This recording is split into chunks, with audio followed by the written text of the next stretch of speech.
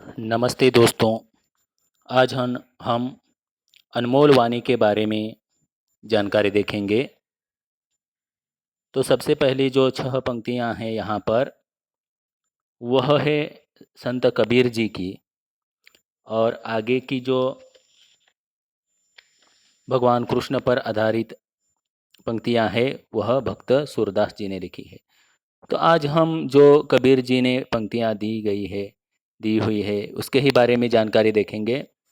इनका जन्म हुआ है 1398 उत्तर प्रदेश। इनकी मृत्यु हुई है 1518 उत्तर प्रदेश में। इनका परिचय है भक्तिकालीन निर्गुण काव्यधारा के संत कवि कबीर मानवता एवं समता के प्रबल समर्थक थे। इनकी प्रमुख कृतियां हैं साखी, सबद, रमेनी। इन तीनों का संग्रह बीजक नामक ग्रंथ में किया गया है। तो साखी, सबद, रमेनी, ये जो तीनों इकट्ठे किए गए हैं और उस ग्रंथों को बीजक कहते हैं। बीजक नाम का ग्रंथ तैयार किया गया है। तो दोस्तों चलिए देखते हैं इनके अर्थ। तो ध्यान दीजिए किताब में। सबसे पहले मैं ये 6 ही पंक्तियाँ पढ़ लेता हूँ और उसके बाद हम जानकारी देखेंगे। आज सिर्फ हम संत कबीर जी ने दी हुई पंक्तियों के बारे में जानकारी देखेंगे। ये यहाँ पर दोहे हैं, तो दोहों के बारे में हम जानकारी देखते हैं। ठीक है। जैसा भोजन खाइए तैसा ही मन होय, जैसा पानी पीजिए तैसी बानी होय। ऐसी बानी बोलिए मन का आपा खोय, औरन को शीतल करे आपो शीतल होय। बुरा जो देखन मैं चला, बुरा न कोई मिलिया कोई। जो दिल खोजा अपना मुझसा बुरा न कोय। तो दोस्तों इनके अर्थ मैं बताता हूँ इस कविता के। तो देखिए, कबीर जी कहते हैं कि हम जैसा भोजन खाते हैं वैसा ही हमारा मन हो जाता है। उसी प्रकार हमारा मन हो जाता है जिस प्रकार हम खाना खाते हैं। जैसा भोजन करते हैं वैसा हमारा मन हो जाता है।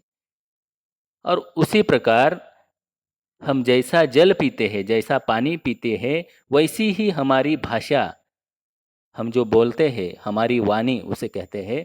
तो वो वैसी ही वाणी हो जाती है। तो जैसा भोजन करेंगे वैसा ही हमारा मन होगा, और जैसा ही जल हम पिएंगे वैसी वाणी होगी, वैसी भाषा होगी।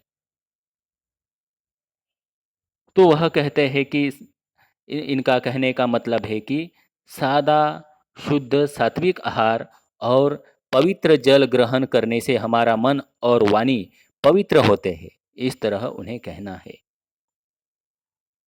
तो कबीर जी कहना चाहते हैं कि हमारे खान पान का हमारे शरीर पर बहुत प्रभाव पड़ता है। उसके आगे क्या कहा है उन्होंने, आगे की जो 2 पंक्तियां हैं, ऐसी बानी बोलिए मन का आपा खोय। आपा का मतलब है अहंकार। हमें मान और अहंकार का त्याग करके दूसरों से ऐसी मधुर और विनम्र वाणी में बात करनी चाहिए जिससे सुनने वाले को भी प्रसन्नता हो और साथ ही साथ स्वयं को भी प्रसन्नता हो। मीठी बोली दूसरों को तो सुख पहुंचाती है, इससे स्वयं को भी आनंद होता है। अर्थात मीठी बोली से हम दिल दूसरे का जीत सकते हैं। तो यहाँ पर देखिए उन्होंने कहा कि ऐसी बानी बोलिए मन का आपा खोय, औरंग को शीतल करे आपो शीतल होय। तो इस तरह आप बात कीजिए,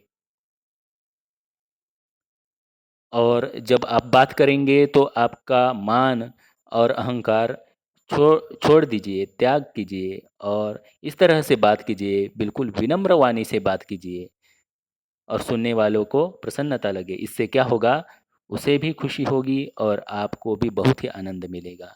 औरों को शीतलता करे आपो शीतल होए। औरों को यानी औरों को भी अच्छा लगेगा। इस तरह यहाँ पर अर्थ है। और आपो शीतल हो यानी स्वयं भी आप भी खुश हो सकते हैं, आपको भी आनंद हो सकता है और आप इससे दूसरों का दिल जीत सकते हैं। उसके आगे की पंक्तियां हैं, देखो ये दोस्तों बहुत ही अच्छी पंक्तियां हैं। बुरा जो देखन मैं चला, बुरा न मिलिया कोई। जो दिल खोजा अपना मुझसा बुरा न कोई। दोस्तों, मैं जो मेरा पूरा जीवन है दूसरों के अवगुण देखने में ही लगा रहा। मैं बुरा देख रहा था दूसरों में, लेकिन मुझे कोई भी बुरा आदमी नहीं दिखाई दिया। फिर मैंने सोचा, मैंने आत्मनिरीक्षण किया, आत्मविश्लेषण किया। मतलब मैंने क्या किया, मेरे ही मन में झांक कर देखा, तो मैंने पाया कि मुझसे बुरा इस दुनिया में कोई नहीं है।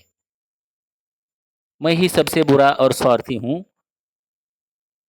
तो कबीर जी कहना चाहते हैं कि हम दूसरों की बुराइयां ढूंढते हैं, लेकिन अगर अपने अंदर झांक कर देखें तो पाएंगे कि हम सबसे बुरे इंसान हैं।